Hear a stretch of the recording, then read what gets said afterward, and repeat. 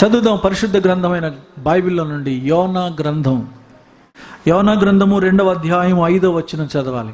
ప్రాణాంతము వచ్చునంతగా జలములు నన్ను చుట్టుకుని, సముద్ర అగాధము నన్ను ఆవరించి ఉన్నది, సముద్రపు నాచు నా తలకు చుట్టుకొని ఉన్నది. చిన్న ప్రార్థన చేస్తాను, తల్ల వంచి కళ్ళు మూసుకోనండి. చదవబడిన వాక్యం కొరకు ప్రార్థన చేస్తాను, కళ్ళు మూసుకోనండి. ప్రభు మనతో మాట్లాడినట్లుగా 2 చేతులు పైకైతే ఒక్కసారి ఈ మాట చెప్పు. ప్రభు నాతో మాట్లాడు. మహాపరిశుద్ధుడా, నీకు స్తోత్రాలు తండ్రి. అయ్యా, మీరు ఇచ్చిన ఈ శ్రేష్టమైన సమయాన్ని బట్టి నీకు వందనాలు చెల్లిస్తున్నాను. చదవబడిన వాక్యం నీది, నిలబడిన వాడు నీ దాసుడను, అల్పుడను అయోగ్యుడను బలహీనుడను ప్రభువా, మీరు బలపరచమని ప్రార్థిస్తూ ఉన్నారు. ప్రతి అంధకార చీకటి శక్తులు బంధించండి. ప్రతి వాక్య వ్యతిరేక తలంపులు యేసు అధికార నామమున బంధించి లాయపరుస్తున్నాను తండ్రి. మీరే మహిమ పొందమని అయ్యా, నీ యొక్క శ్రేష్టమైన బలమైన హస్తంలో నీ చేతి పనిముట్టుగా నన్ను వాడుకోమని, వినుచున్న ప్రతి బిడ్డకు వినగల చెవి, గ్రహించగల మనస్సు, వినుబుద్ధిని పుట్టించమని యేసు నామమున అడుగుచున్నాను తండ్రి. ఆమేన్. దేవునికి స్తోత్రం. గట్టిగా చెబుదాం. హల్లెలూయా, హల్లెలూయా. కృప చాలును, నీ కృప చాలును, కృప చాలును, నీ కృప చాలును. ఆపత్కాలమున నన్ను ఆదుకున్న, ఆరని దీపమై నన్ను నడిపించిన, ఆపత్కాలమున నన్ను ఆదుకున్న, ఆరని దీపమై నన్ను నడిపించిన ఇశ్రాయేలు కాపరి నీకే స్తోత్రము, ఇశ్రాయేలు కాపరి నీకే స్తోత్రము. హల్లెలూయా, ఆరాధనా, ఆమేన్. హల్లెలూయా, ఆరాధనా, హల్లెలూయా, ఆరాధన. పాడదాం చప్పట్లు కొడుతూ దేవుని స్తుతిస్తూ.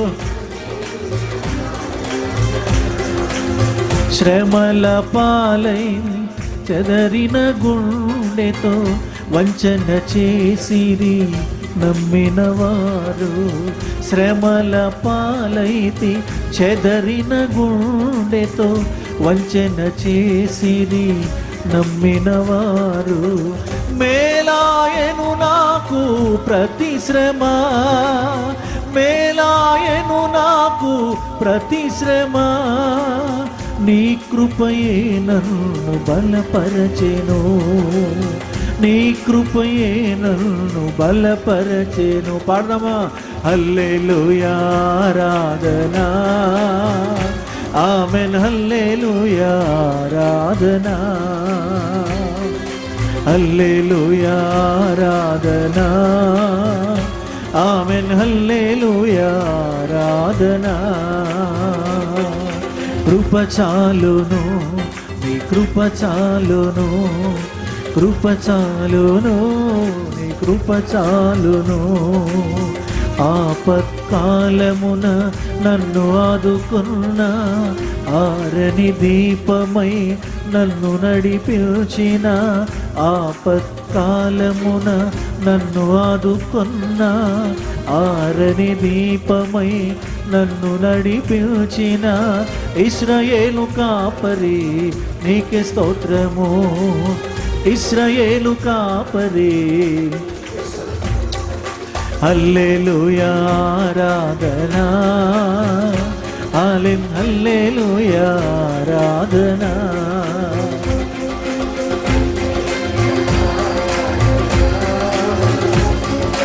హల్లెలూయా, ఆరాధనా, ఆమేన్. హల్లెలూయా. చెప్పాలి 2 చేతుల పైకైతే. కొంచెం బండి ముందుకెళ్ళాలంటే కొంచెం గట్టిగా చెప్పాలి. హల్లెలూయా. ప్రియ దేవుని బిడ్డలారా, పరిశుద్ధ గ్రంథమైన బైబిల్లో నుండి యోనా గ్రంథమును గురించి చదువుతూ ఉన్నాం. ఈ యోనాను గురించిన సంగతులు మనం సండే స్కూల్ అప్పటి నుంచే నేర్చుకుంటూ ఉన్నాం. చిన్న పిల్లలప్పటి నుంచి ఈ కథ చెబుతారు. యోనా మీద చాలా పాటలు ఉన్నాయి. యోనా యోనా ఎక్కడికి పోతున్నావు అంటే, యోనా నేను పారిపోతున్నాను అంటాడు. ఈ పాటలు చిన్న సండే స్కూల్ పిల్లల దగ్గర కూడా మనం వింటాం. యోనా సంగతి తెలియని వారు ఎవరు లేరు. యోనాను గురించి బాగా తెలుసు. బైబిల్ గ్రంథంలో ఉన్నటువంటి అనేక మంది ప్రవక్తలను జ్ఞాపకం చేసుకుంటున్నప్పుడు యోనాను కూడా మనం జ్ఞాపకం చేసుకుంటే ఈజీగా చెప్పే మాట ఏంటంటే, ఎవరైనా పారిపోయిన ప్రవక్త ఎవరైనా ఉన్నారా అంటే ఎతికితే ఎవరు దొరుకుతారు? యోనా దొరుకుతాడు. గనక యోనాను గురించిన సంగతి మనకు బాగా తెలుసు. మనకు పారిపోయిన ప్రవక్తగా యోనా చాలా బాగా పరిచయం. దేవుడు చెప్పిన చోటికి వెళ్లకుండా ఇంకొక చోటికి వెళ్ళినటువంటి ప్రవక్త అని మనకు తెలుసు. ప్రియులారా, కానీ చాలా అమూల్యమైనటువంటి సంగతులు, క్రైస్తవ జీవితానికి అవసరమైనటువంటి అనేక సంగతులను దేవుడి 4 అధ్యాయాల్లో దాచిపెట్టి ఉంచాడు. యోనాను మనం చాలా తక్కువ అంచనా వేస్తాం, కానీ యోనా చాలా గొప్ప ప్రవక్త.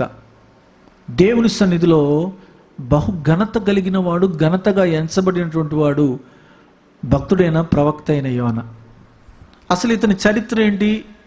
యోనా ఇక్కడే కనపడతాడా, ఇంకెక్కడైనా కనపడతాడా అంటే ఇంకొక చోట మనకు కనబడతాడు. చూడండి, 2వ రాజుల గ్రంథం 14వ అధ్యాయం 25వ వచనం ఒకసారి చదివితే అక్కడ ఆయన ఊరేంటో కూడా చెబుతాడు.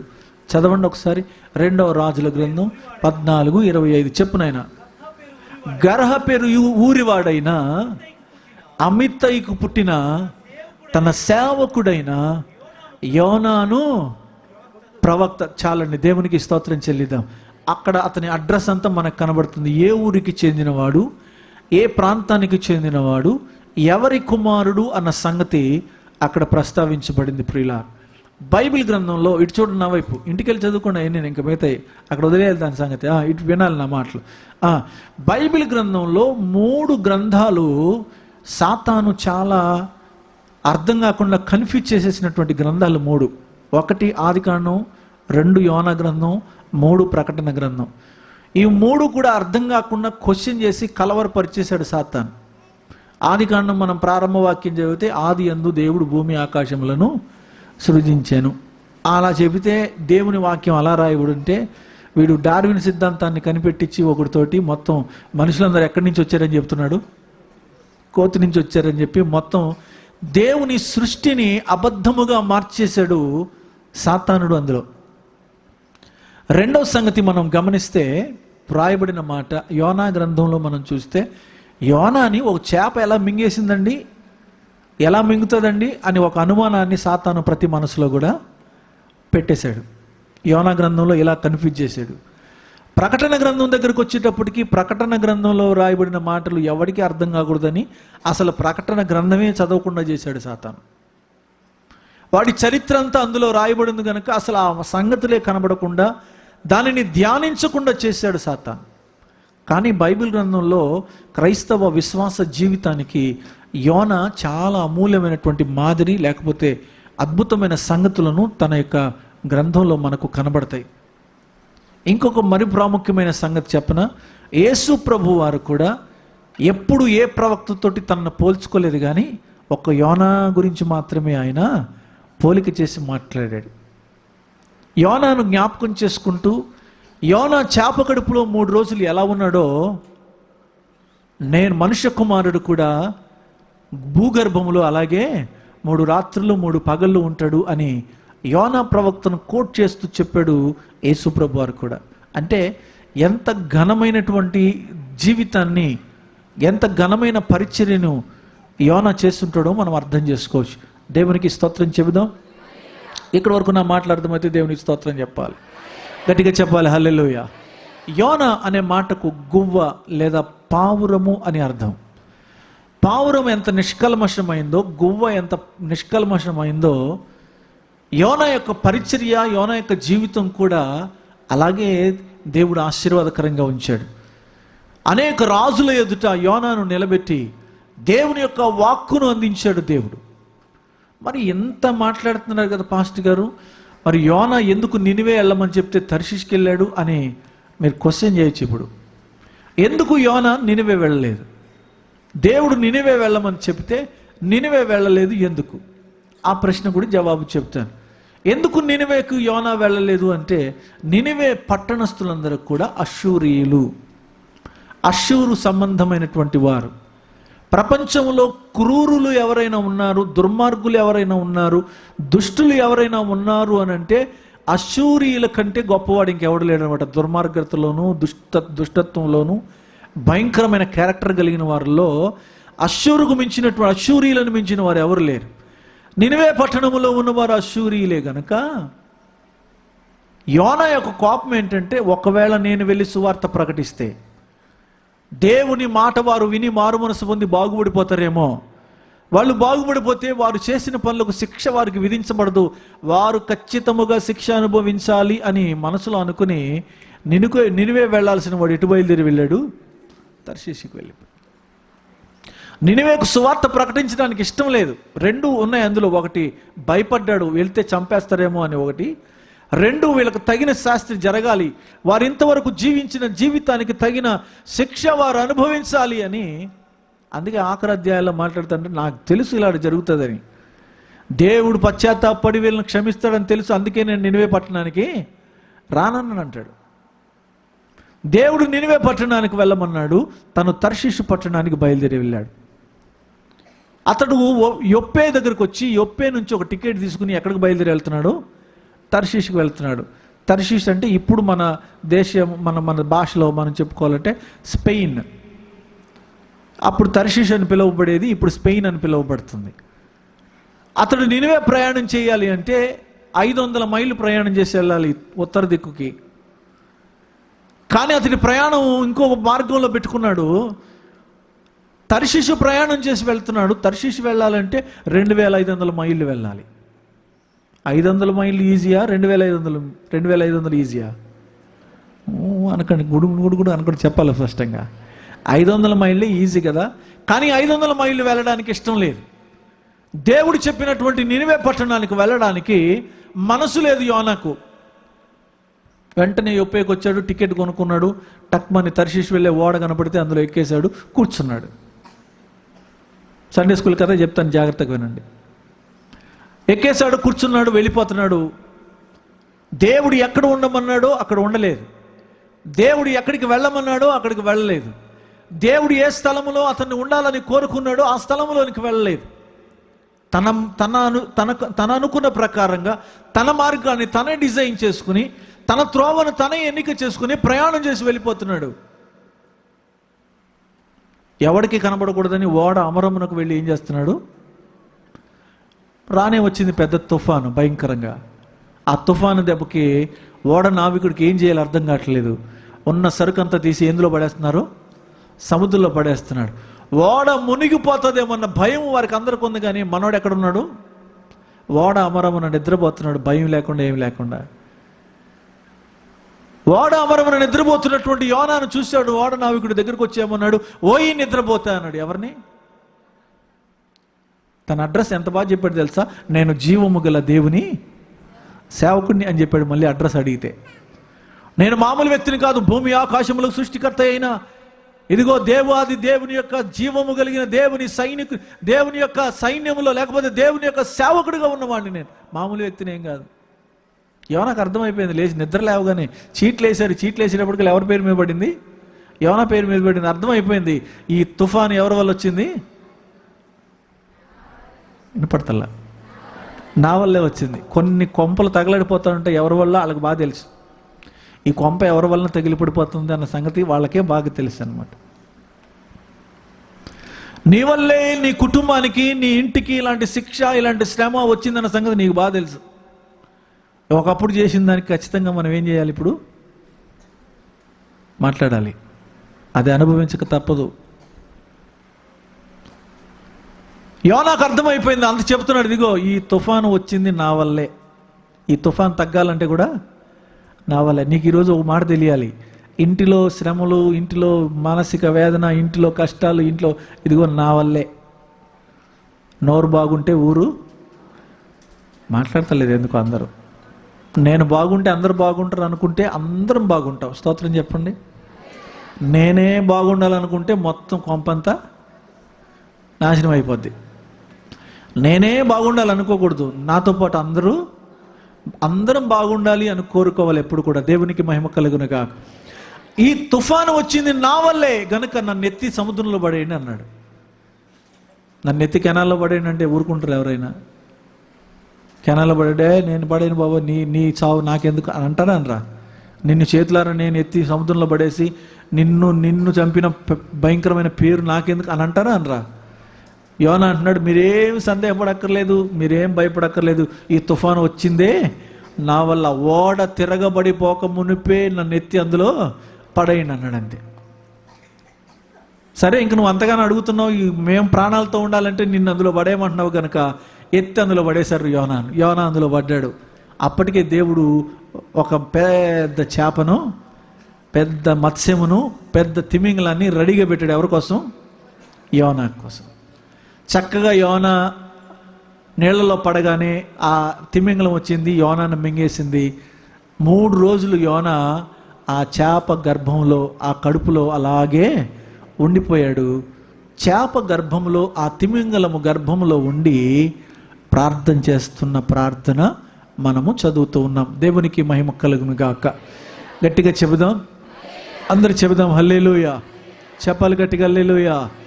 యోనాను ఒక తిమింగలము మింగింది, అది సంగతి. ఆ తిమింగలం సంగతి కొన్ని విషయాలు చెప్తాను, జాగ్రత్తగా వినండి. భూమి మీద అన్ని జంతువుల్లో కూడా పెద్ద జంతువు ఏదైనా ఉందంటే అది జలచరంలో తిమింగలమే. జలములో జీవించేటువంటి తిమింగలమే అతి పెద్దది. అంతకంటే పెద్ద జంతువులు ఇంకా ఉండవు. సముద్రంలో ఉండేటువంటి తిమింగలాలు ఎంత సైజులో ఉంటాయని అడిగితే 100 అడుగులు పొడుగు ఉంటుందంట ఒక్కొక్క తిమింగలం. ఎన్ని అడుగులు? 100 అడుగులు పొడుగు ఉంటుందంట. ఇలా నిటారుగా చేప పట్టుకున్నట్టు నిటారుగా నిలబెడితే 8 అంతస్తులంత హైట్ ఉంటుందంట దగ్గర. కొన్ని 1000 కేజీలు ఉంటాయి, కొన్ని 10,000 కేజీలు ఉంటాయి, కొన్ని 1,00,000 కేజీలు కూడా ఉంటాయంట. ఏంటవి? చెప్పాలి.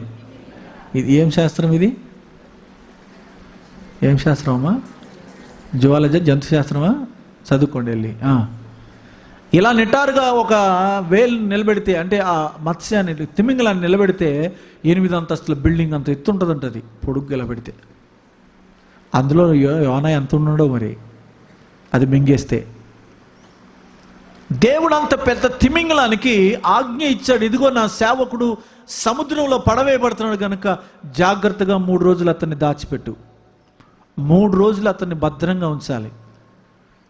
దరిద్రమైన విషయం ఏంటంటే అంత పొడుగు, అంత ఎత్తు, అన్ని కేజీలు వెయిట్ ఉన్నటువంటి ఆ తిమింగలం దేవుని మాట ఉంటుంది, కానీ జీవము కలిగిన దేవుని సేవకుడిని అని చెప్పుకుంటున్న యోనా మాత్రం, నువ్వు నిలివే వెళ్ళవయ్యా అంటే ఈయన ఎక్కడికి బయలుదేరాడు?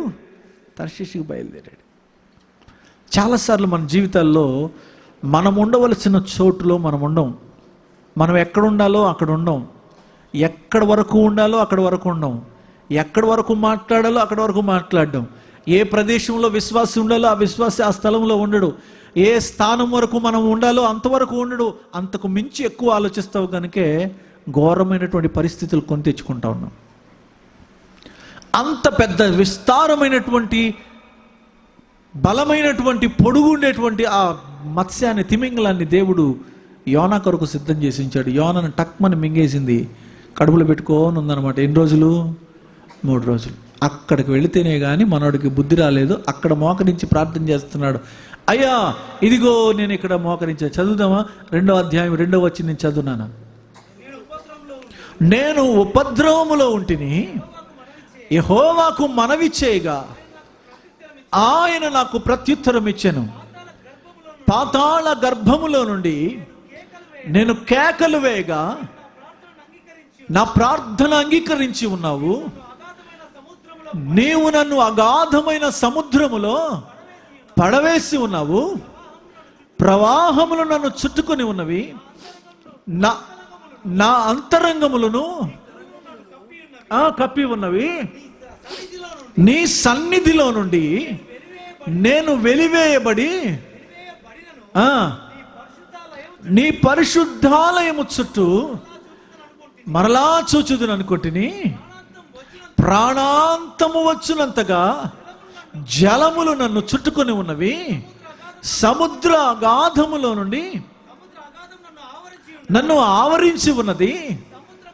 సముద్రపు నాచు నా తలకు చుట్టుకుని ఉన్నది. ఎంత ప్రార్థన చేస్తున్నారు చూడండి. నా వైపు చూడండి. అందరూ కూడా చేతులెత్తి ఒకసారి గట్టిగా స్తోత్రం చెప్పండి. అందరు చెప్పండి హల్లెలూయా, హల్లెలూయా. నేను గొప్ప ఉపద్రవంలో ఉన్నానయ్యా, గొప్ప శ్రమలోనూ నేనున్నాను. సముద్రాగాధ జలములు నన్ను ముచ్చెత్తిని, సముద్రాగాధములో నేను నిండిపోయి ఉన్నాను. అయ్యో, ఆ స్థలంలో నుండి నేను మోకరిస్తున్నాను.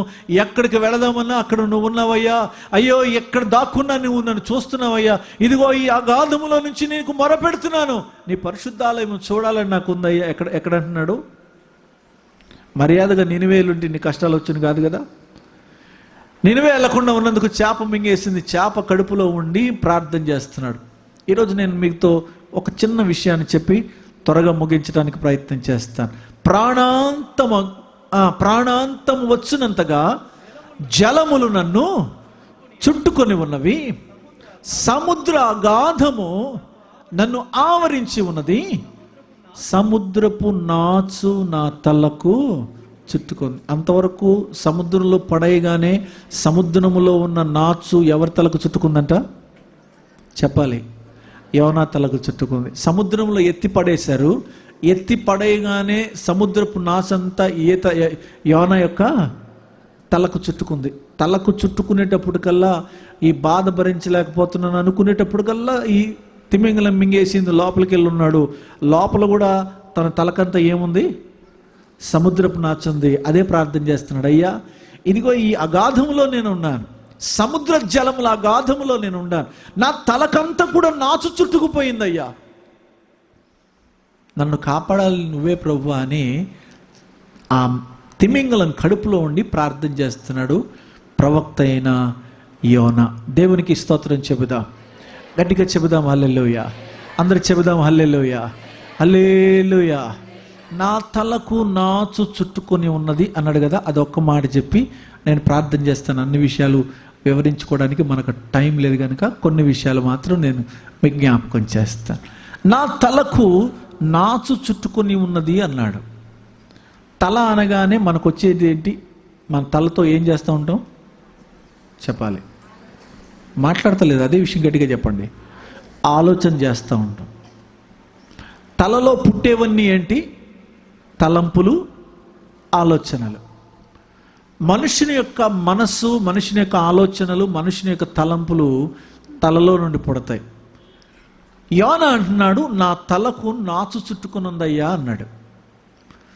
నా తలకు చుట్టుకున్న ఈ నాచును బట్టి నేను ఎంతో వేదన చెందుతున్నాను, నేనెంతో బాధపడుతున్నాను. ప్రియులారా గమనించండి, తన తలకు చుట్టుకున్న నాచు ఏంటో ఈరోజు నేర్చుకుందాం. తల అనగానే తలంపులు అని చెప్పాను, తల అనగానే ఆలోచనలు అని చెప్పాను. చాలాసార్లు ఇక్కడ పెట్టుకుని నా మైండ్ సరిగా లేదు, నా దగ్గరికి నువ్వు రావద్దు. నా దగ్గరికి వచ్చావా, నా మైండ్ సరిగా లేదు, నేనేం మాట్లాడతానో అన్నారా లేదా? ఎప్పుడన్నా అన్నారా? మైండ్ తిక్కగా ఉంది, నా దగ్గరికి నువ్వు రావు, నన్ను అనవసరంగా రెచ్చగొట్టొద్దు, నా మైండ్ సరిగా అంటే మైండ్ తోటే ఆలోచనలు, మైండ్ తోటే అన్ని ఆలోచనలు అన్నీ. కానీ మనుషుని యొక్క ఆలోచనలు ఎప్పుడు కూడా చెడ్డవి అని దేవుడు చెప్పాడు. 6వ అధ్యాయం ఆదికాండం మనం చదివితే, నరుల తలంపులు కేవలము ఎల్లప్పుడూ చెడ్డవి అని యెహోవా చూచెను. చేతులెత్తి దేవునికి స్తోత్రం చెబుదాం, గట్టిగా చెబుదాం హల్లెలూయా, హల్లెలూయా. బైబిల్ పరిభాషలో సముద్రము అనగానే సముద్రమును గురించిన మాట యెషయా గ్రంథంలో రాయబడి ఉంది. భక్తిహీనులు కదులుచున్న సముద్రము వంటి వారు అన్నాడు. భక్తిహీనులు కదులుచున్న సముద్రం వంటి వారు అంటే భక్తిహీనులందరూ కూడా సముద్రం వలె ఉన్నారు, చెడ్డవారందరూ కూడా సముద్రం వలె ఉన్నారు, దుష్టులందరూ కూడా సముద్రం వలె ఉన్నారు. ఇప్పుడు యోనా సముద్రంలో పడవేయబడినట్టుగానే మనుష్యులు లేదా విశ్వాసి సముద్రం అనబడిన జలములలో పడవేయబడినప్పుడు, జనములలో ఉన్న నాచు అనగా సముద్రములో ఉన్న నాచు యోనా తలకు ఎలా చుట్టుకొని పోయిందో, జనములలో ఉన్నటువంటి నాచు ప్రతి విశ్వాసికి, ప్రతి మనుష్యుని తలకు చుట్టుకొని పోతుంది. మంచి ఆలోచనలకు బదులు దురాలోచనలు పుడుతున్నాయి, మంచి తలంపులకు బదులు చెడ్డ తలంపులు పుడుతూ ఉన్నాయి, మంచి కార్యాలకు బదులు చెడ్డ కార్యాలు, ఈ తలంపులన్నీ కూడా మనసులో పుడుతున్నాయి. ఇవి ఎక్కడి నుంచి వచ్చినాయి అంటే కదులుచున్న భక్తిహీనులు అనబడేటువంటి సముద్రముల నుంచి వచ్చాయి. ఈ సముద్రములోంచి అలలు అలలుగా వస్తూ ఉన్నప్పుడు అందులో భూమిలో ఉన్న సముద్రం అగాధములో ఉన్న ఆ నాచు కానీ, ఆ మడ్డి కానీ, ఆ బురద కానీ తేలజేస్తూ, ఇదిగో ఆ సముద్రంలో ఎవడు పడినా సరే ఆ బురదలో, ఆ నాచులో, ఆ మడ్డిలో, ఆ భయంకరమైన అగాధములో ప్రతి వాన్ని కూడా పడేస్తుంది. లోకములో నువ్వు పడవేయబడ్డప్పుడు లోకములో ఉన్నవన్నీ నీ తలకు చుట్టుకుంటాయి. సముద్రంలో పడవేయగానే సముద్రపు నాచు యోనా తలకు ఎలా చుట్టుకుందో, అలాగే నువ్వు లోకములో పడగానే లోకములో ఉన్న బురద, లోకములో ఉన్న పాపము, లోకములో ఉన్నటువంటి చెడుగు, లోకములో ఉన్న దురాలోచనలు, లోకములో ఉన్న దుష్టత్వము, ఇదంతా కూడా నీ తలకు చుట్టుకుపోద్ది. ప్రశాంతంగా ఉండే నీ మనసంతా ఇప్పుడు ఏమైపోద్దంటే దురాలోచనల వైపు మళ్ళీపోద్ది, దుష్టత్వంలోకి వెళ్ళిపోద్ది. చాలాసార్లు మనం ఏమనుకుంటూ ఉంటామంటే మందిరములో ఉన్నట్టుగానే ఉంటాం, దేవుని సన్నిధిలో ఉన్నట్టుగా ఉంటాం, దేవుని మాట వింటున్నట్టుగా ఉంటాం. నినివే వెళ్ళమని దేవుడు చెబితే తర్షీషుకు బయలుదేరి వెళ్తాం. దేవుడు ఒక ప్రాంతానికి వెళ్ళమంటే ఇంకో ప్రాంతానికి వెళ్తాం. దేవుడు ఒక చోటే నువ్వు ఉండమని చెబితే నువ్వు 10 చోట్ల తిరిగి వస్తావు. దేవుడు ఒక స్థానంలో నిన్ను ఉండమని కోరితే నువ్వు ఆ స్థానం విడిచిపెట్టి ఎక్కడెక్కడో తిరిగి వచ్చేస్తూ ఉంటావు. అవన్నీ నీకేమనిపిస్తాయంటే చాలా అద్భుతంగా అనిపిస్తూ ఉంటుంది. యొప్పేకు వెళ్ళి ఒక టికెట్ కొనుక్కుని తర్షీషు వెళ్ళే ఓడెక్కి ఎంత ఆనందంగా లోపలికి వెళ్ళి అమరమునకు వెళ్ళి యోనా నిద్రపోతున్నాడు చూసిరా. ఇక్కడ కూడా కొంతమంది నిద్రపోతున్నారు. స్తోత్రం చెప్పండి. దేవుడు మిమ్మల్ని దీవించిన గాక అను ఆమెనని. నిద్రపోతే దీవించి ప్రభు అని అను. ఇక్కడ నిద్రపోతారు దరిద్రం కాకపోతే. చేతులెత్తి స్తోత్రం చెప్పండి. చెప్పండి గట్టిగా, మళ్ళా చెప్పండి హల్లెలూయా.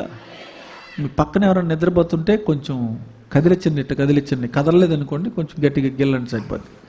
సెట్ అయిపోతారు. గొడవ వస్తే నేను చూసుకుంటాను, నేను మాట్లాడతానులేండి మీ ఇద్దరి మధ్యలో తర్వాత. దేవునికి మహిమ కలుగునుగాక. చెప్పాలి గట్టిగా హల్లెలూయా. దేవుడు ఎక్కడ ఉండమన్నాడో అక్కడ ఉండడం మానేస్తావు. దేవుడు ఏ స్థలంలో నిన్ను ఉండమని కోరతాడు అక్కడికి వెళ్ళడం మానేస్తావు. అందుకే నువ్వు ఎత్తి సముద్రంలో పడవేయబడినట్టుగా ఉంటావు. వాడ అమరమునకి వెళ్ళి నిద్రపోతున్నాడు, ఎవరికి కంటపడకుండా, ఎవరు నన్ను చూడకూడదు, ఎవరి చూపు నా మీద పడకూడదని రహస్యంగా వెళ్ళి నిద్రపోతున్నాడు. లోపలికి వెళ్ళి ఒక అన్నిటితో తిట్టించుకుంటున్నాడు. ఏమని తెలుసా? ఓయి నిద్రపోతా ఏమొచ్చింది నీకు అన్నాడు. ఓయి నిద్రపోతా నీకు ఏమొచ్చిందని ఒక అన్నిడు వచ్చి తిడుతున్నాడంటే ఎంత సిగ్గులేని పని చేశాడు యోనా చెప్పండి. అయ్యా సముద్రపు నాచు నా తలను చుట్టుకొని ఉందయ్యా, నా తలంతా పాడైపోయింది. కొంతమంది మాట్లాడి వెళ్ళిన తర్వాత మన నోటు వెంట వచ్చే మాట ఏంటంటే, అబ్బా అరగంట సేపు బుర్ర, అబ్బా ఏం చెప్పారు గట్టిగా, బుర్ర తినేహడ్రా బాబు అంటారు. వాడితో మాట్లాడినంతసేపు మైండ్ పాడైపోతుంది అంటారు కొంతమంది, మైండ్ తినేసాడు అంటారు కొంతమంది. నువ్వు ఉండవలసిన చోటు ఉండకపోతే వచ్చి ప్రతి ఓడు నీ మైండ్ని ఏం చేస్తూ ఉంటాడు చెప్పాలి, తినేస్తూనే ఉంటాడు. మరి నీ మైండ్ చెడిపోద్ది, నీ ఆలోచనలు పాడైపోతాయి, నీ మనస్సు అంతా గలిబిలైపోద్ది, నీ ఆలోచన అంతా పాడైపోద్ది. దేవుని సన్నిధిలో మంచి ఆలోచనలు పోయి దురాలోచనలు ప్రారంభమవుతాయి. అందుకే దేవుడు విశ్వాసకి పరిధి ఏర్పరిచాడు. నువ్వు ఎక్కడ నిలబడాలో అక్కడే నిలబడాలి, ఎక్కడ ఉండాలో అక్కడే ఉండాలి, ఎంతవరకు మాట్లాడాలో అంతవరకే మాట్లాడాలి. మనం అలా కాదు కదా, ఇక్కడ మా హల్లెలూయా చెబితే కూడా నోరు రాదు, బయటికి వెళ్తే విస్తారమైన బూతులు మాట్లాడగలుగుతాం. ఇక్కడంతా చాలా పరిశుద్ధంగా ఉన్నట్టుంటాం. జాగ్రత్తగా గమనించండి, బైబిల్ గ్రంథం చెప్తుంది యోనా తలకు సముద్రపు నాచు చుట్టుకొని ఉంది. భక్తిహీనులు, దుర్మార్గులు, దుష్టులు, దురాలోచనలు కలిగించేటువంటి ఈ లోకంలో నువ్వు పడవేయబడితే నీ తల చుట్టూ కూడా అవే చుట్టుకుంటాయి. లోకంలో ఉన్నవన్నీ వచ్చి నిన్ను చుట్టుకుంటాయి. ఇంకో విషయం చెప్తున్నా, అవన్నీ కూడా సముద్రంలో నుంచి పుట్టేవే.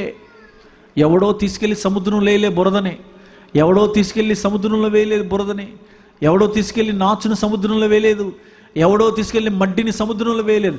అది అలలుగా వస్తుంటే లోకములో ఉన్న జనములలో నుంచి ప్రతి పాపము కూడా నీ మనసులో పడుతుంది. అలాగే నీకు కూడా కలిగినటువంటి దురాలోచనలు ఎవడో తీసుకొచ్చి నీలో పెట్టలేదు, నీ అంతటి నీకే కలుగుతున్నాయి లోపటి నుంచి. లోపటి నుంచి అవే తయారవుతున్నాయి. మనుషుని అపవిత్రపరిచేది బయట నుంచి వెళ్ళేది కాదు, లోపల నుంచి నీలో పుడుతున్నవే నిన్ను అపవిత్రపరుస్తున్నాయి అన్నాడు యేసు ప్రభువారు. సముద్రంలో పడవేయగానే తలకంతా ఏం చుట్టుకుందంట చెప్పాలి, ఈ మాట చెప్పాలి. చూసారా నాచు ఎప్పుడన్నా? ఎంతమంది చూశారు నాచు? ఎలా ఉంటుంది? ఏ కలర్లో ఉంటుంది అమ్మా? వినపడతలేదు. గ్రీనా? Very good very good very good. పంట పొలాల్లో కూడా ఉంటుంది ఇది. చూసారా మీరు ఎప్పుడన్నా? పంట పొలాల్లో కూడా ఉంటుంది. మీరు ఇంటి మీద ట్యాంక్ కట్టుకుని, నీళ్ళ ట్యాంక్ కట్టుకుని దాని మీద మూత వేయకుండా 2 రోజులు లేదండి, ఏం పుడుతుంది అందులో? ఎవడు విత్తనం వేయకుండా మొలిసేదే నాచు. మీకు బాగా అర్థమైంది, మీకు బాగా అర్థమవుతున్నట్టుంది. ఎవడు విత్తనం వేయకుండా మొలిసేదే నాచు. ఈ నాచు ఎక్కడ చుట్టుకుందంట? యోనా చెప్తున్నాడు, తలకు చుట్టుకుందయ్యా అన్నాడు. ఈ నాచు తలకు చుట్టుకుంది, సముద్రపు నాచు నా తలంతా చుట్టేసిందయ్యా. నాచుని గురించి కొన్ని విషయాలు ధ్యానం చేద్దాం. నాచు ఎలా ఎలా ఎలా ఉంటుందో కొంచెం చూసుకుంటే వెళ్దాం. ఇందాక చెప్పాను కదా, ఏ విత్తనం వేయకుండా మొలిసేది నాచు 1. 2, తన పక్కన వేయబడిన విత్తనము వేసినప్పుడు మొలిచిన మొక్క కంటే ఇదే చాలా స్పీడ్గా మొలిసేద్ది. 2. 3వది ఏంటంటే, పక్కన పెరుగుతున్న మొక్కను కూడా పెరగకుండా ఇది పెరిగిపోద్ది ఫస్ట్. దాన్ని పెరగడానికి అవకాశము ఇవ్వదు. 2 రోజుల్లో ఆ చెట్టు కంటే ఎక్కువ ఈ నాచే పెరిగి ఉంటుంది. ఇంకా కొంచెం మాట్లాడితే, ఒక మనిషికి క్యాన్సర్ ఎంత స్పీడ్గా పెరుగుతుందో అంత స్పీడ్గా పెరుగుతుంది ఈ నాచు అనేది. ఇంకొక విషయం, నాచు దూరం నుంచి చూసినప్పుడు చాలా స్మూత్గా కనపడుతుంది. మీరు దగ్గరికి వెళ్ళి చేత్తో పట్టుకోండి, ఇలాగా చాలా రఫ్గా ఉంటుంది. చూసినప్పుడు స్మూత్గా కనపడుతుంది, పైన ప్రారంభంలో మాత్రం స్మూత్గా కనపడుతుంది. చూసుకుంటూ వెళ్తే ఆ నాచు చాలా హార్డ్గా ఉంటుంది, రఫ్గా ఉంటుంది, గరుకుగా ఉంటుంది అంతా. ఇవి నాచు లక్షణాలు. భలే చూశారు పాస్టర్ గారు. మరి అంటే చూస్తాం, మరి చూడాలి కదా, చెప్పాలంటే చూడాలి కదా నాచు గురించి. బాప్తిసాలు ఇస్తాకి వెళ్ళినప్పుడల్లా వచ్చేస్తూ ఉంటాయి అర్జెంటుగా. అయ్యి బాప్తిసం ఇచ్చేవాళ్ళ కంటే అర్జెంటుగా అయ్యే మా మీదకి వచ్చేస్తూ ఉంటాయి. అవన్నీ మేము ఏం చేయాలి? ఆ నాచు పక్కకని ఆ నాచు అటుపక్క నుంచి పంపించి ఇటుపక్క నుంచి పంపించి వచ్చిన వాళ్ళకి ఏం చేయాలి? బాప్తిసం ఇవ్వాలి. లేకపోతే యోనకు చుట్టుకున్నట్టు వీళ్ళకు కూడా తలకు చుట్టుకుపోద్ది నాచు. ఆ నాచు వారి తలకు చుట్టుకోకుండా పక్కకు తీసి బాప్తిసం ఇవ్వాలి. అందుకే అప్పుడు ముట్టుకుని ఉంటాం. స్తోత్రం చెప్పండి. చెప్పట్లేదు ఎందుకో, చెప్పట్లా. హల్లెలూయా. ఇది నాచు లక్షణం, నాచు స్వభావం. నాచు తలకు చుట్టుకుంది అంటే అర్థం ఏంటంటే, నాచు పాపానికి సాదృశ్యంగా ఉంది. నాచు లోక సంబంధమైన క్రియలకు సాదృశ్యంగా ఉంది. నాచు దురాలోచనలకు సాదృశ్యంగా ఉంది, దుష్టులకు సాదృశ్యంగా ఉంది, నీ మైండ్ను పాడు చేసేటువంటి వారికి సాదృశ్యంగా ఉంది, నీ ఆలోచనలను చెడగొట్టే వారికి సాదృశ్యంగా ఉంది నాచు. ఇదిగో సముద్రపు నాచు నా తల చుట్టుకుపోయిందయ్యా అని యోనా చెబుతున్నాడంటే, లోకములో ఉన్నవాడు ఎవరో, లోకములో ఉన్నది ఏదో నీ తలకు చుట్టుకుపోయింది కనుక నువ్వు నినివే వెళ్ళాల్సిన వాడు ఎటు వెళ్తున్నావు? తర్షీషు వెళ్తున్నావు. నీ డైరెక్షన్ మారిపోయింది, నీ తలకు నాచు చుట్టుకుపోయింది. ఇప్పుడు నువ్వు వెళ్ళవలసిన మార్గం వెళ్లకుండా దారి తప్పిపోయావు, నీ తలకంతా నాచు చుట్టుకుపోయింది. బాగా చదువుకునే పిల్లలు ఉంటారు, అమ్మాయిలు, దారి తప్పిపోతారు. వాళ్ళ చేతిలో ఒక నాచు ఉంది. ఏమిటా నాచు? చెప్పాలి. వాళ్ళ చేతుల్లో ఒక నాచు ఉంది. ఏంటా నాచు? అమ్మా చెప్పట్లే ఎందుకో. సెల్ ఫోన్ నాచు. ఇది చేతిలో ఉంటే బాగుండి ఎక్కడెక్కేసింది? చెప్పట్లేదేటమ్మా, తలకెక్కేసింది. నాకు సెల్ ఫోన్ ఆపరేటింగ్ కూడా చేయటం రాదన్నా. ఏదన్నా ఫోన్ వస్తే జస్ట్ మాట్లాడి అక్కడ పెట్టేస్తాను. ఈ తల్లికి ఇంకో నాచు ఉంటుంది. ఏంటో తెలుసా? 24 గంటల ఆ టీవీలోకి పడి ఆ వచ్చిన సీరియల్ చూసుకుంటా ఆ నాచు అంతా ఎక్కడ చుట్టుకుంటుంది? తలకాయకి చుట్టుకుంటుంది అనమాట. అందులో ఏం చూపెడతారు? ఆ నెల పొడవాలి, అత్త కోడలకి అట్టికాయ వేసి అట్టి తొక్కేసి ఎట్టపడేయాలి. ఏమండి ఇవేనా?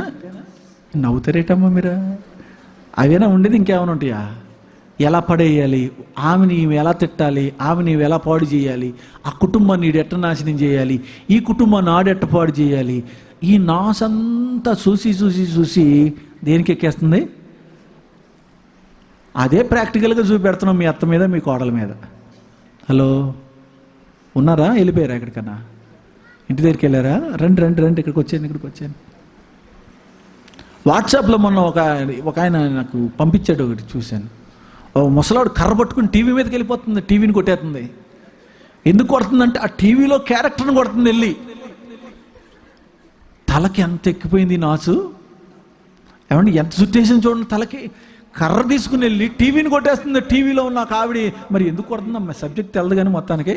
మరి అక్కడ ఏం స్టోరీ జరిగింది మీకు తెలిసి ఉంటుంది. స్తోత్రం చెప్పండి గట్టిగా, హల్లెలూయా.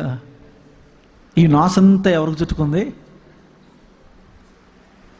ఇవి ఎక్కడి నుంచి వచ్చినాయి? బయట నుంచి ఏమైనా ఎక్కించారంటే లేదు మనలోంచే పుట్టినాయి అంటే ఇవన్నీ. చదవండి మార్కు సువార్త 7వ అధ్యాయం 21వ వచనం చదవండి, ఏమి రాయబడిందో. మార్కు సువార్త 7వ అధ్యాయం 21వ వచనం చదువునా. లోపల నుండి అనగా మనుష్యుల హృదయములో నుండి దురాలోచనలను, జారత్వములను,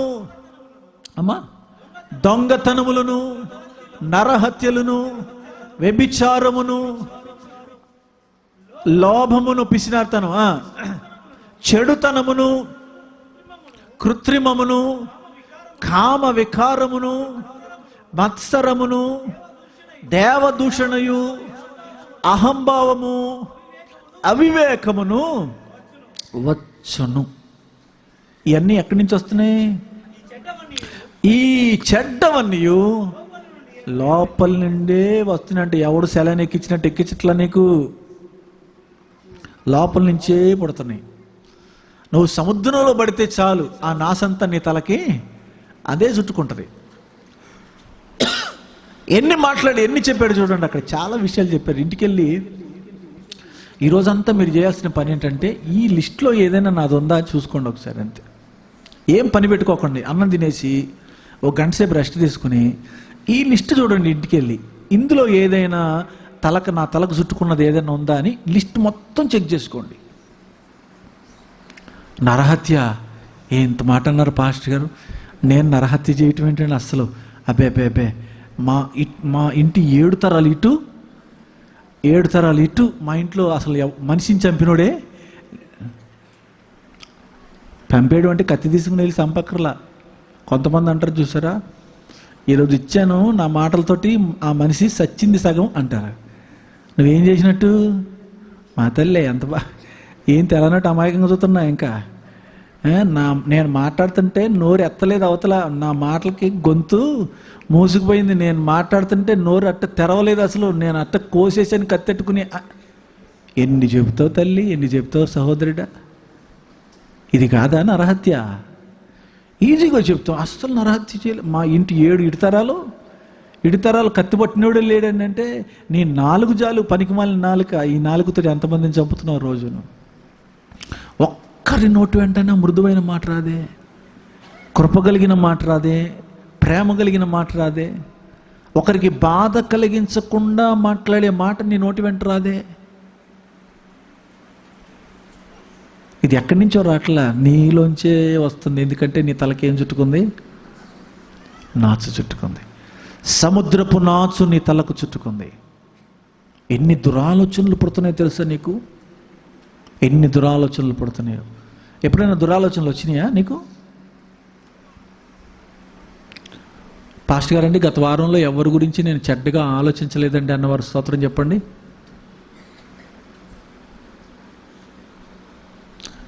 ప్రశ్న అర్థమైనట్లేదు, మళ్ళీ అడుగుతాను, పర్వాలేదు. మీరు 10 సార్లు అడగమన్నా అడుగుతాను. గత వారంలో ఎవరి గురించి నేను తప్పుగా ఆలోచించలేదయ్యా అన్నవారు స్తోత్రం చెప్పండి. ఏంటి ఆలోచించారా?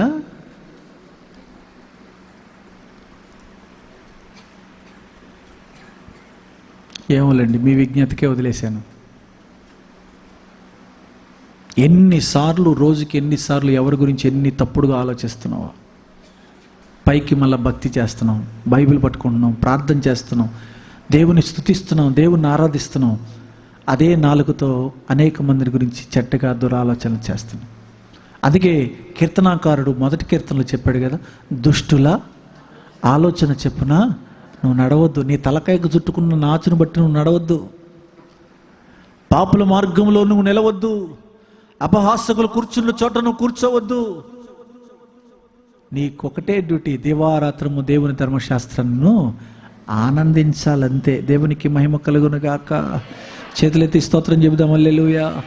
దురాలోచన చేసిన ఒక మహాభక్తిపరుడిని బైబిల్ గ్రంథంలో నేను మీకు చూపెడతాను. దురాలోచన చేసిన మహాభక్తిపరుడు, మొదట గొర్రెల కాపరి. దేవుడు అతని ఎన్నిక చేసి ఏర్పరచుకొని అత్యున్నతమైన సింహాసనం మీద కూర్చోబెట్టాడు. ఇశ్రాయేలీలను పరిపాలించగలిగిన రెండవ రాజుగా చేస్తాడు అతన్ని. కానీ అతని మనస్సు నిండా దురాలోచనలు ఉన్నాయి. ఒకసారి ఎవరో మీకు ఇప్పటికీ ఐడియా వచ్చి ఉంటుంది, ఏం పేరు? దావీదు. దేవునికి స్తోత్రం చెప్పండి. హల్లెలూయా. ఇదేంటండి, మహాభక్తుడు అంటున్నారు, ఘనమైన వాడు అంటున్నారు, దేవుని బిడ్డ అంటున్నారు, భక్తిపరుడు అంటున్నారు, దేవుడు ఆశీర్వదించి సింహాసనం మీద కూర్చోబెట్టాడు అంటున్నారు. దావీదు దురాలోచన చేయడం ఏంటంటే, నిజంగానే దావీదు దురాలోచన చేశాడు. చెబుతాను, జాగ్రత్తగా విను. సైన్యం అంతా యుద్ధం చేస్తున్నారు. అక్కడ రాజు ఉండి అంతఃపురంలో నిద్రపోతున్నాడు. సాయంకాలం పొద్దుగుంకే వరకు నిద్రపోయాడు.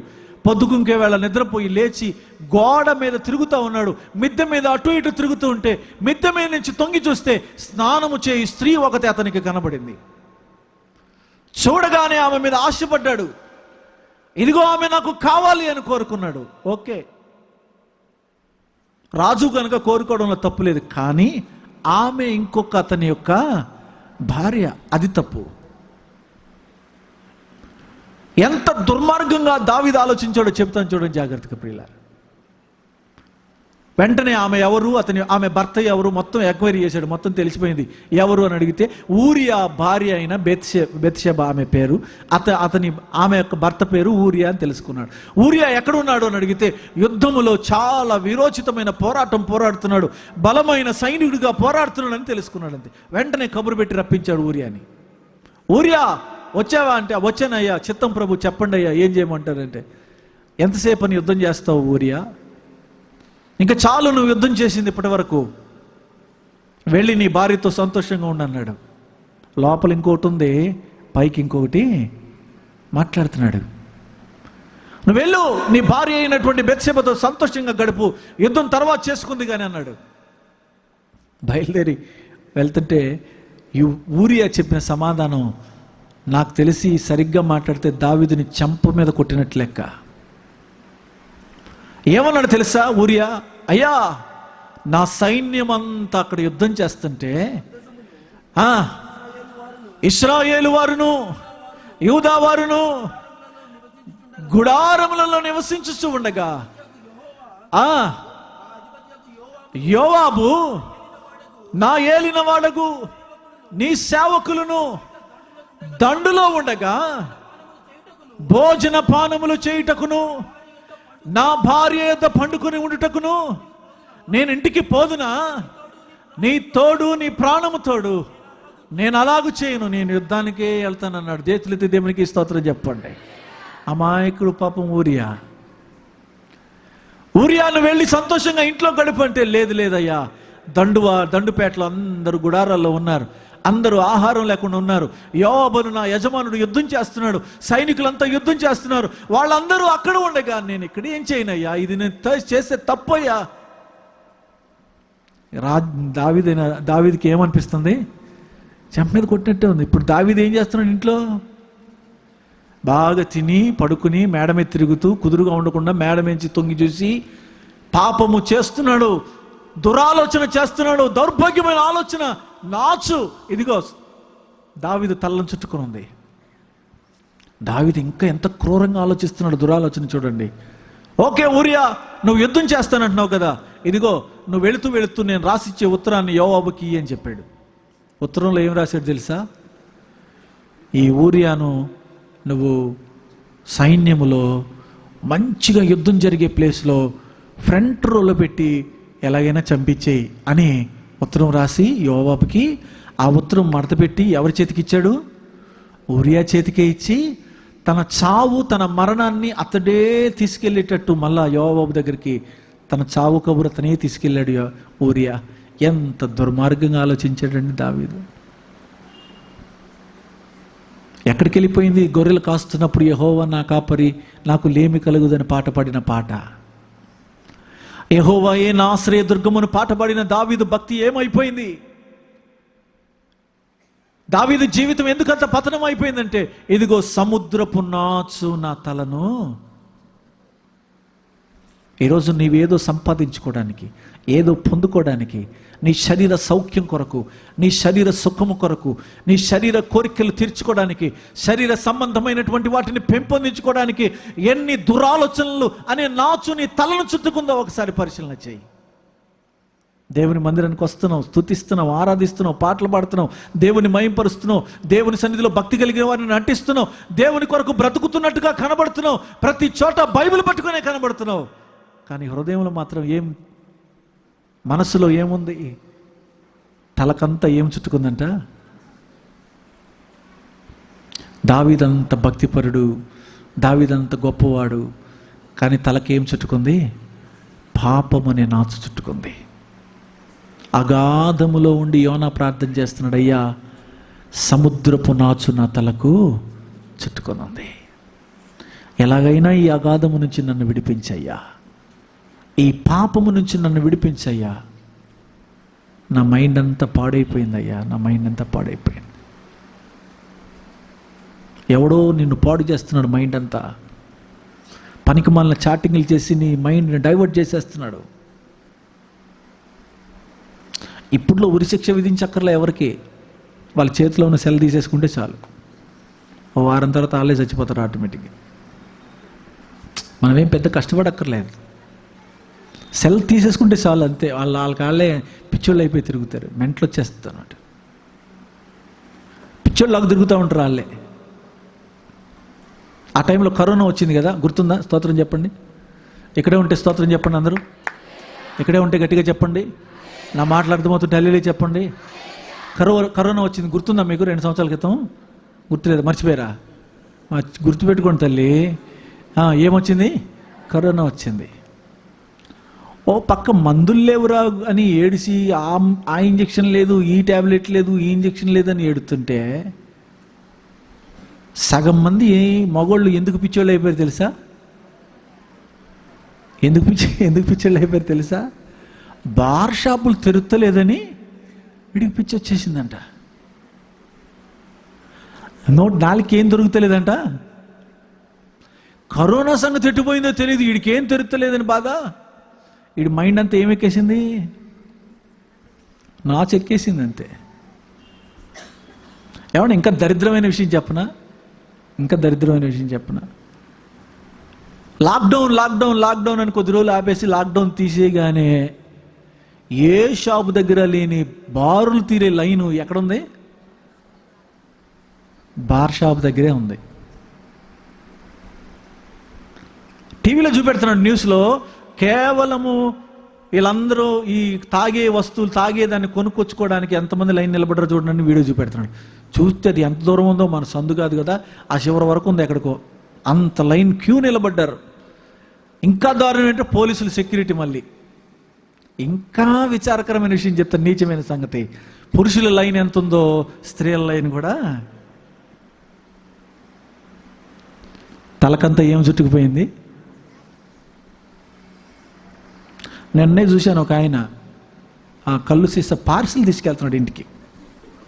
ఏం తీసుకెళ్తున్నాడు? నేను అక్కడ కూర్చుంటాను కదా, కనబడతా ఉంటారు అప్పుడప్పుడు.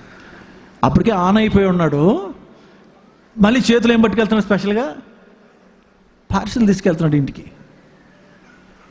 ఈ దరిద్రం ఇంకా పోలే, ఆ నాచు ఇంకా పోలేదు. పైకి భక్తి గల వారమే, దేవుని ఎరిగిన వారమే, దేవుని స్థితిలో దేవుని సన్నిధిలో బ్రతుకుతున్నట్టుగానే కనబడుతున్నాం. దావీదేం సామాన్యమైన భక్తుడు కాదు. దినమునకు 7 మార్లు ప్రార్థన చేసేవాడు.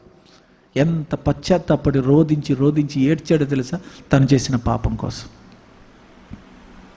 అన్ని ఎరిగి ఉండి దురాలోచన చేశాడు. దుష్టుడిగా మారిపోయి దురాలోచన చేసి ఊరియా చావుకు కారణమయ్యాడు. నాతాను ప్రవక్త వచ్చి ఒకటే మాట అన్నాడు, ఆ మనుష్యుడవు నీవే. దావీదు గుండెల్లో పగిలిపోయినాయి ఆ రోజు.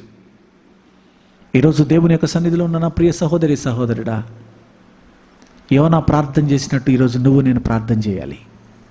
ప్రభువా, నా తలను సముద్రపు నాచు చుట్టుకుపోయిందయ్యా, ఈ పాపం చుట్టుకుపోయింది. ఎలా అయ్యా అంటే ఆఖరి ఒక వాక్యం చెప్తాను, అది మన జీవితాన్ని మారుస్తుంది. ఫిలిప్పీలకు రాసిన పత్రిక 4వ అధ్యాయం 8వ వచనం చదవాలి. ఫిలిప్పీలకు రాసిన పత్రిక 4వ అధ్యాయం 8వ వచనం. మెట్టుకు సహోదరులారా, ఏ యోగ్యత అయినను మెప్పైనను ఉండిన ఎడల, ఏవి సత్యమైనవో, ఒకటి ఏవి మాన్యమైనవో, ఏవి న్యాయమైనవో, ఏవి పవిత్రమైనవో, ఏవి రమ్యమైనవో, ఏవి ఖ్యాతి గలవో, వాటి మీద ధ్యానముంచుడి. అంటే నీ మైండ్ లోకం మీద కాకుండా దేని మీద పెట్టాలంట? ఏవి ఖ్యాతి కలిగినవో, ఏవి ఘనమైనవో, ఏవి మంచివో, ఏవి పవిత్రమైనవో, ఏది గొప్పదో, ఏది ఖ్యాతి కలిగి ఉన్నదో, ఏది రమ్యమైనదో, దాని మీద నీ ధ్యానము, నీ మనస్సు ఉంచాలి. సముద్రపు నాచు చుట్టుకుపోతే దేవుని మీద ధ్యానం ఉండదు, దేవుని మీద ధ్యాస ఉండదు.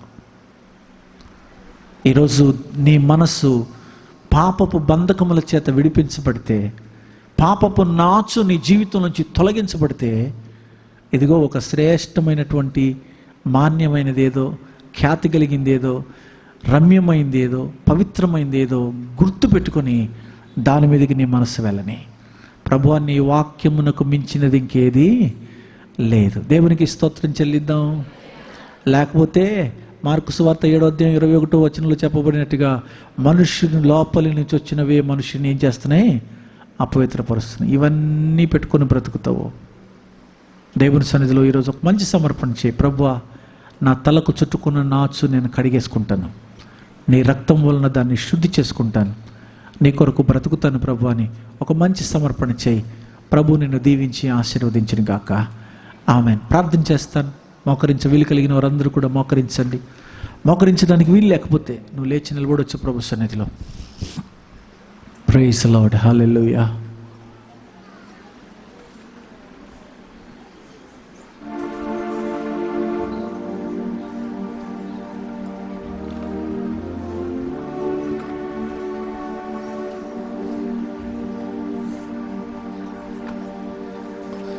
Thank you Lord. హల్లెలూయా. స్తోత్రాలు తండ్రి. ప్రభు వైపు చూడు ఒకసారి. చేతులు పైకెత్త, చేతులు పైకెత్త, చేతులు పైకెత్త, చేతులు పైకెత్త. నీకు తెలియకుండానే నీ తల చుట్టూ సముద్రపు నాచు చుట్టుకొని పోయింది. ఇదిగో యోనా సముద్రపు అగాధములో ఉండి, తిమింగలము కడుపులో ఉండి ప్రార్థన చేస్తున్నాడు. అయ్యా, సముద్రపు నాచు నా తలకు చుట్టుకుందయ్యా. ఈరోజు లోకపు అగాధములో కూరుకుపోయిన నీకు నాకు నాచు అనబడిన పాపము, భక్తిహీనత, దుష్టత్వము, దురాలోచన, చెడ్డ తలంపులు మన తలను చుట్టుకున్నాయి. అందుకే క్షేమం లేదు. దావీదు తన భక్తి జీవితాన్ని కోల్పోయాడు. తన భక్తిని ఒక క్షణం విడిచిపెట్టేశాడు. లోకం ఆకర్షించగానే, పాపం ఆకర్షించగానే తన జీవితపు తలంపులు మారిపోయినాయి. ఏ దేవుడైతే నాకు కాపరి అన్నాడో, ఏ దేవుడు నాకు ఆశ్రయం అన్నాడో, ఏ దేవుడైతే గొల్యాతు మీద జయం అనుగ్రహించాడో, ఏ దేవుడైతే ఇదిగో ఘనమైన విజయాన్ని దావీదులకు ఇచ్చాడో, ఆ ఘనమైనటువంటి దేవుని మర్చిపోయాడు, పక్కకు పెట్టేశాడు. దురాలోచన తన జీవితాన్ని పాడు చేసింది. ఈరోజు నీ తలంపులకు పట్టిన ఆ దురాలోచన, ఇదిగో నీ తలకు పట్టినటువంటి ఆ భయంకరమైనటువంటి పరిస్థితి, పాపపు నాచు నీ జీవితాన్ని పాడు చేస్తుంది. అడుగు, క్షమాపణ అడుగు. ప్రభునయ్యా, నేను చాలాసార్లు నాకు తెలియకుండానే నా తోటి వారి గురించి దురాలోచన చేస్తున్నాను, చెడ్డగా మాట్లాడుతున్నాను, చెడ్డగా ఆలోచిస్తున్నాను. నా నడవడి మారిపోతుంది, నా చూపులు, నా క్రియలు, నా ఆలోచనలు మారిపోతున్నాయి. అయ్యో, చెడ్డ తరము వలె మార్చివేయబడుతున్నాను. ప్రభువా, మన్నించి క్షమించండి తండ్రి అని అడుగు ప్రభుని. ప్రభు నిన్ను క్షమించడానికి సిద్ధంగా ఉన్నాడు. చేతులెత్తి నోరారా హృదయపూర్వకంగా హృదయపూర్వకంగా అడుగు, క్షమించు ప్రభు అని. నా తలంపులను నీ వశం చేస్తున్నాను ప్రభా. అయ్యా నన్ను క్షమించండి తండ్రి.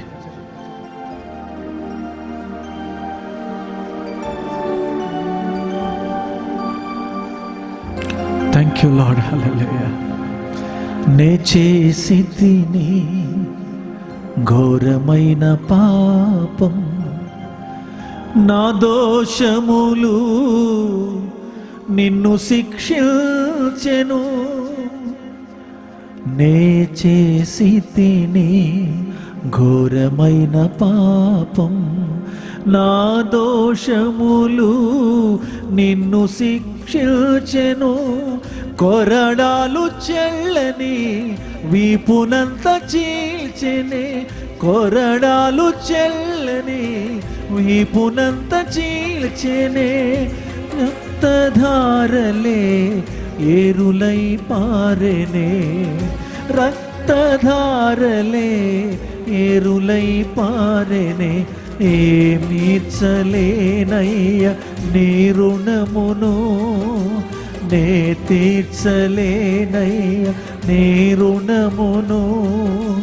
నీ పాదముల చెంత జీవితును, నీ పాదముల చెంత జీవితును.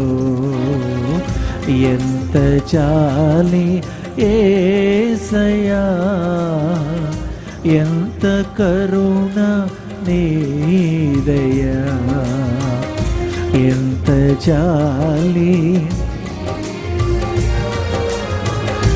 ఎంత కరుణ నీ దయా.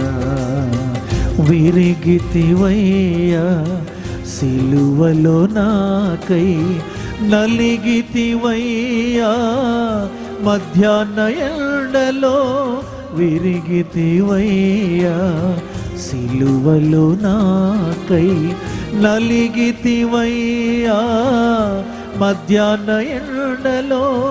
అలసిపోతివయ్యా నీదు గాయములచే, అలసిపోతివయ్యా నీదు గాయములచే. సొగసేమి లేక సోలిపోతివయ్యా, సొగసేమి లేక సోలిపోతివయ్యా. నీ రుణమును నే తీర్చ, నీ పాదముల చెంత జీవితును, నీ పాదముల చెంత జీవితును.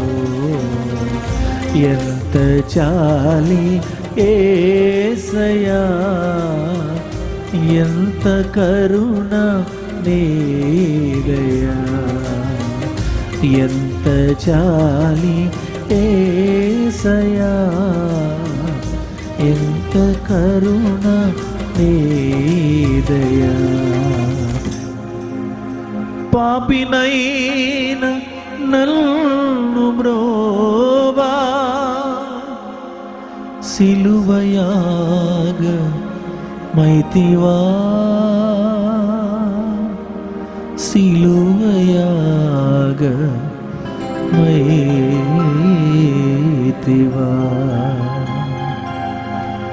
ఆయన సిలువలో చేసిన త్యాగమే నీ తలకు నా తలకు చుట్టుకున్న పాపపు నాచును తొలగించేది. దానికి బదులుగానే ముళ్ళ కిరీటం పెట్టబడింది ఆయన తలకు. ప్రభువా నన్ను కనికరించండి తండ్రి. దయగల తండ్రి నీకు వందనాలు. ఎత్తబడిన వాక్యం వృధాగిపోకుండా ప్రతి హృదయంలో నాటుబడి భాగ్యం దయచేయమని యేసు నామమున అడుగుచున్నాను తండ్రి. ఆమేన్.